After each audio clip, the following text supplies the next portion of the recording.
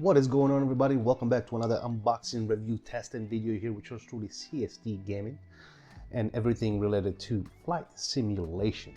Today, what do we have here? We got some products sent to us by Wingflex. Now, full disclosure for the haters out there, because we do have lots of haters out in the YouTube world. Stop it. Get some help.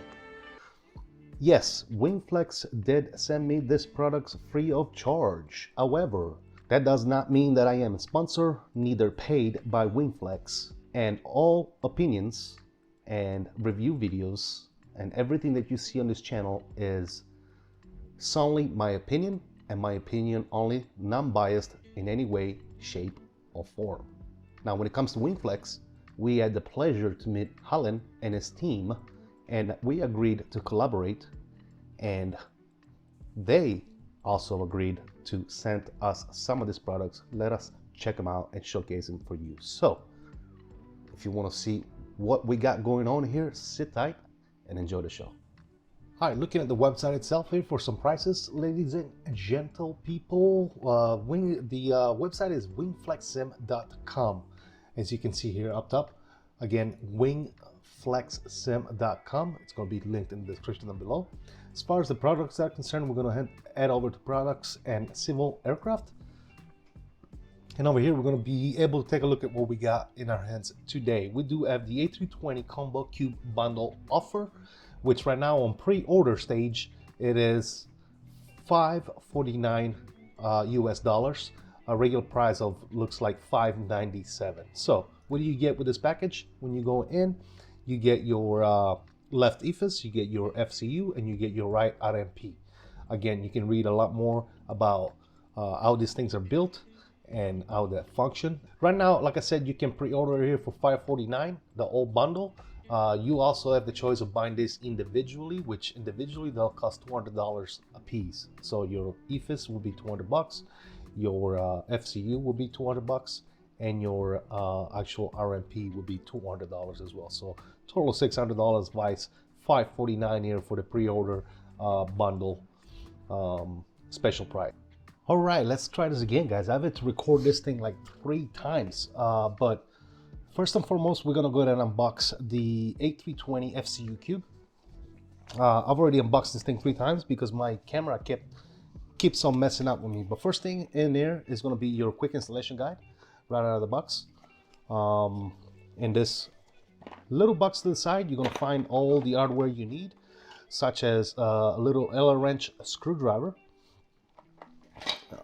alongside with your USB-C to A cable, the stands, which I am not going to be using the stands, or if you are looking for a desktop solution, these stands are what are going to enable you to go ahead and mount these on your desk. And then you're going to have a little bag with 4 screws to be able to mount said stands. So we'll put those to the side and keep going with the good old unboxing. This is going to be your FCU, obviously. All right, so this is the FCU.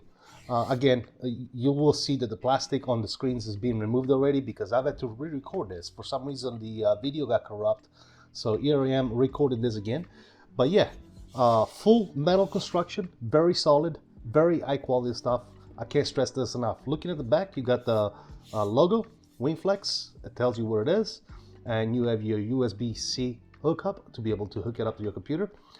These are individual, by the way. Your FCU and your RMP panel and your EFIS panel are going to have individual USB-C plugs for you to plug them in. So they don't daisy chain together, kind of like your wing.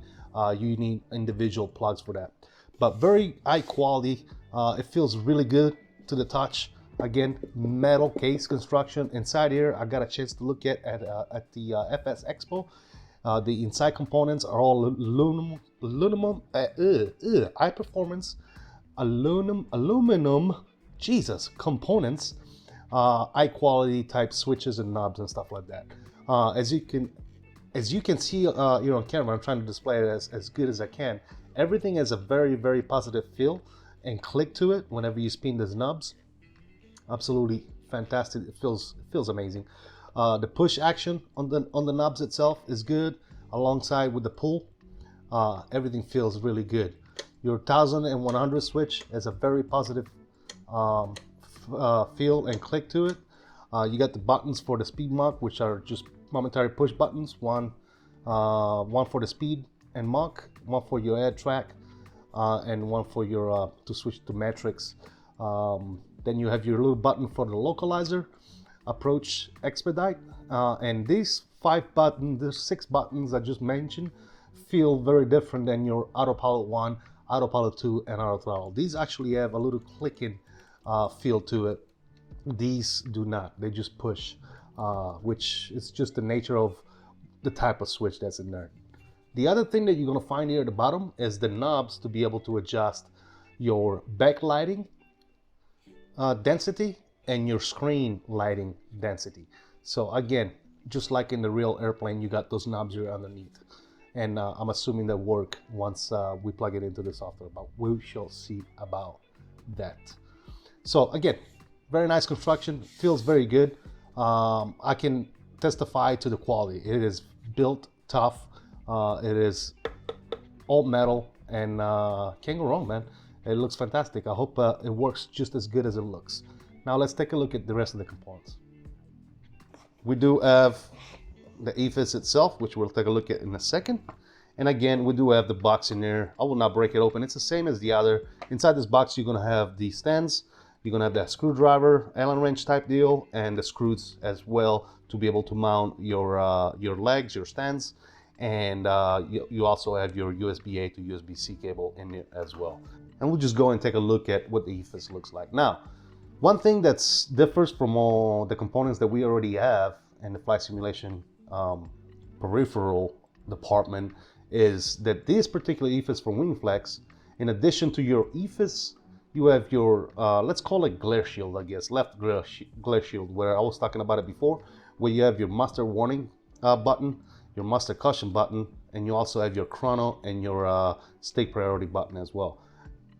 And you still have functionality of your EFIS as well with your inches mercury and HPA knob, pull and push. You can switch it, very nice positive clicks. Your flight director, your LS button, and your constraints, waypoint, VOR, and NDB, and your airport buttons. You have your knobs here for your LS, nav, arc, plan, and then you have your range knob as well from 10 all the way up to 320 and back to 10. And then obviously you have your ADF and VOR switches, which is in the center for off.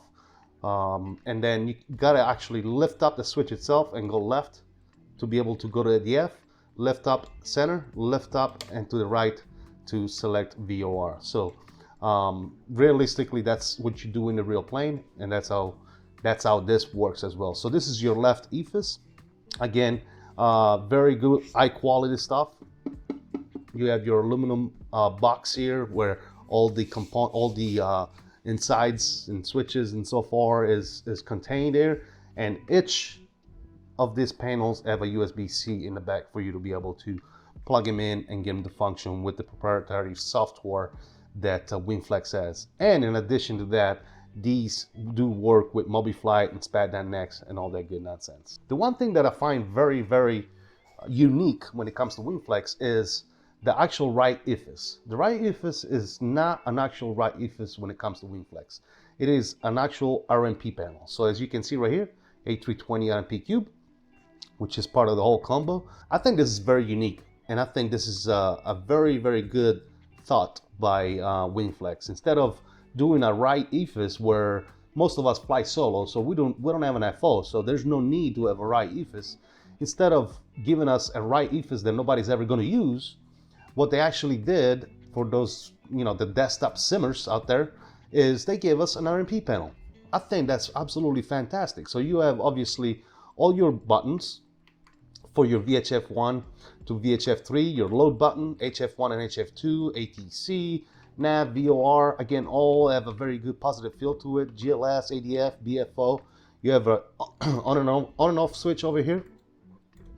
Obviously, you have your tuning knob Again, feels really great. You got the bottom one here and the top one, and then you can hit this middle button to switch the frequency from standby to active.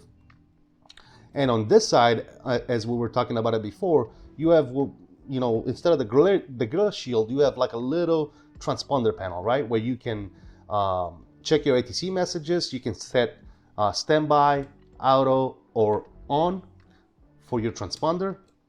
And then you have your auto land button right here. And then on this side, this knob is for your to squawk mode, either set it to standby, TA only, or TA array. I think this is very, very unique, man. And I think it's a very, very good addition to a glare shield option here, especially for the solo flyers out there that we don't need an FO, right? So everything is right here. You don't have to worry about go out and purchasing a radio panel. You have a radio panel right here at your fingertips, and it's I think it's great.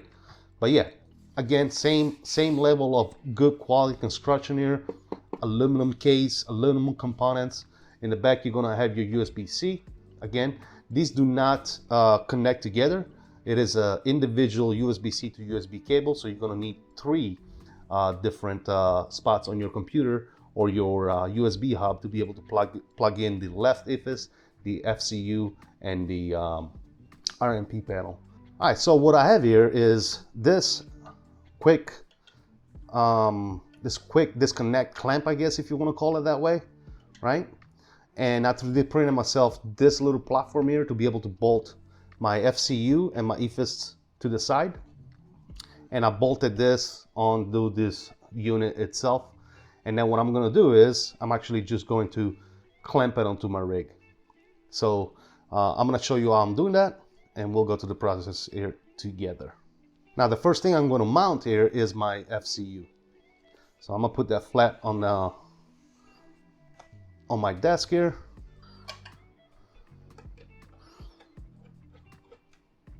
This again, if you don't do this, this bolts that I'm putting in would be the bolts that you would use to actually connect your stands that come with the unit itself. If you want to just utilize it as a desktop unit, right? But again, since I'm not utilizing this as a desktop unit, this is the solution that I've come up with. Now I have the SCU mounting here, right? With a quick clamp, bam, bam. There's a hole right here where I can fit the USB cable through and connect that unit itself. And then the RMP and the EFIS are gonna bolt right here and right here. So let's do that right now. This is my solution to my need. And since I'm fortunate enough to have a 3D printer, I kind of took some measurements, made myself this little adapter. And yeah, sometimes when it comes to flight simulation, you need to be a little creative when it comes to mounting your stuff.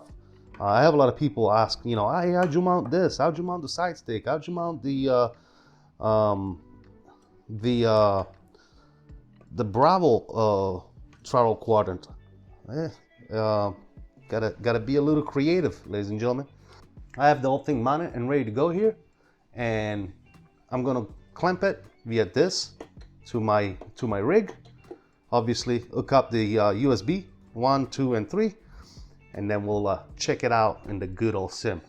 All right, guys, so here we are on my rig right now. I have already opened up the Wingflex website because we're gonna need to go in there and download the actual software.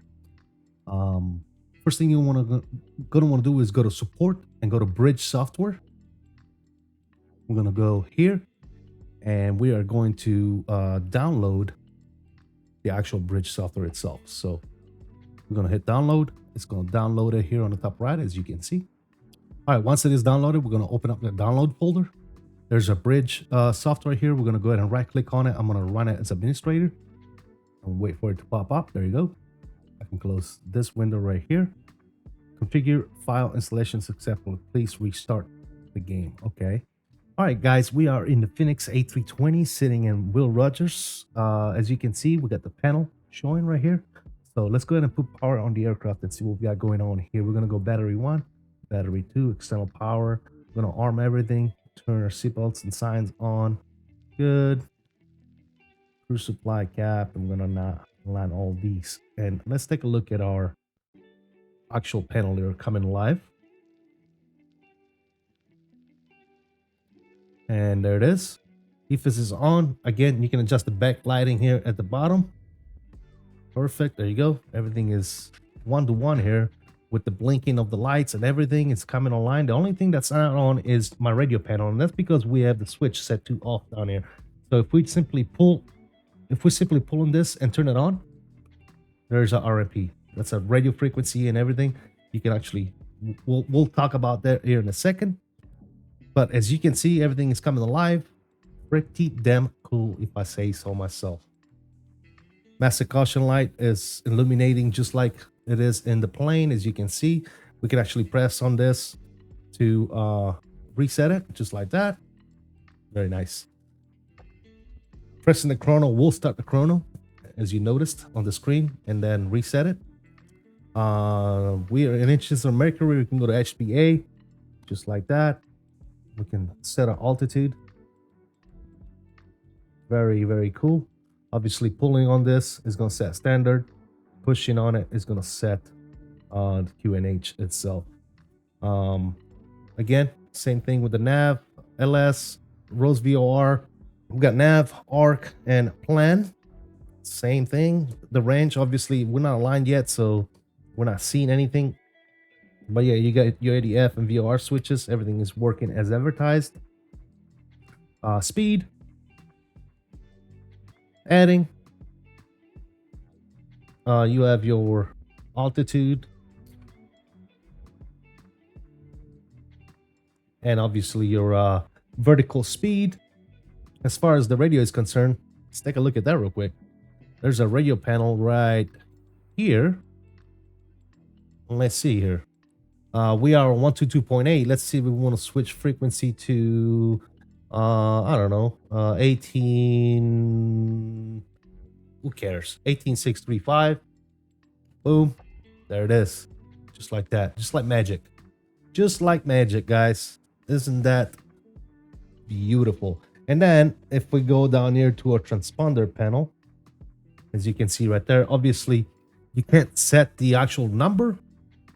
You would have to do your number right here. So let's say we're squawking 2153 is our squawk. But what we can do here is you can see right here, you have your standby, auto, and on switch, just like you have here. So I would go to auto and on. Now we're squawking more Charlie.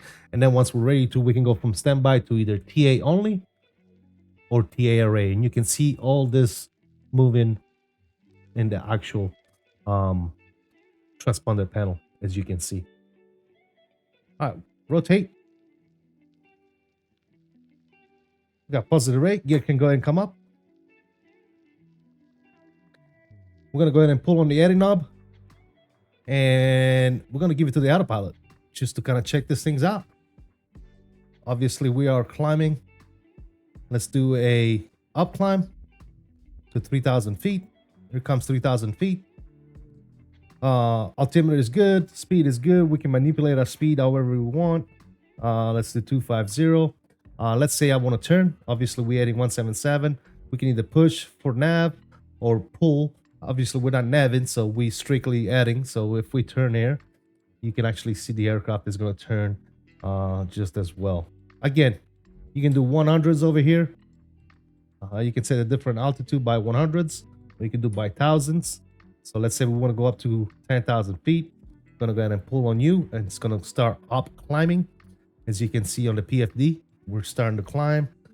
Absolutely fantastic. You want to switch frequency, you can do so right here. Just like that. Boom. Switch frequency.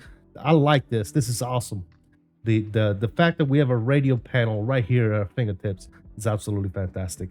And oh, by the way, guys, I installed the software and it worked out of the box. I didn't have to do anything. Just run the software in the background. As you can see, actually, let me show you the software, what it looks like. There's the software, right?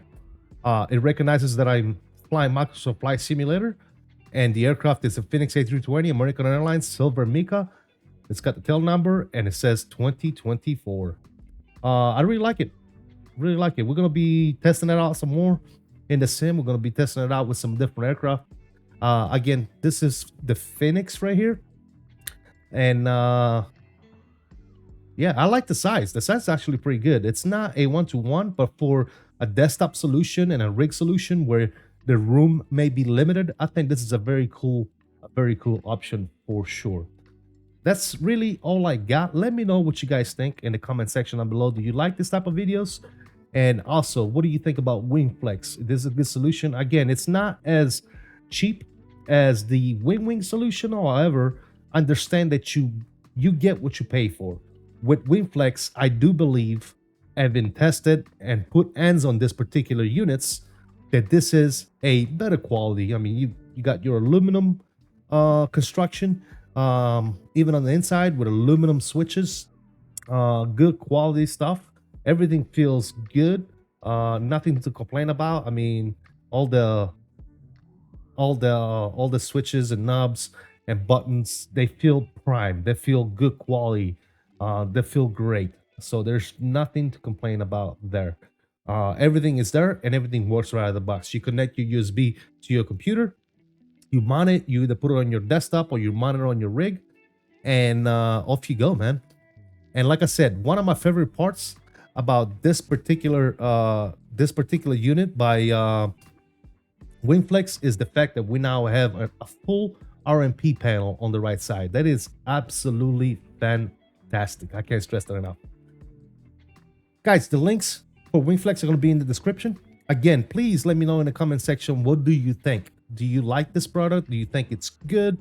Yeah, drop me a like. If you're not subscribed, consider subscribing. I want to start by thanking my mods, members, and subscribers on the channel. You guys are fantastic. I would not be able to do anything of what I do without you guys support day in and day out. So I salute you all, and until next time, please stay safe, have fun, and peace out.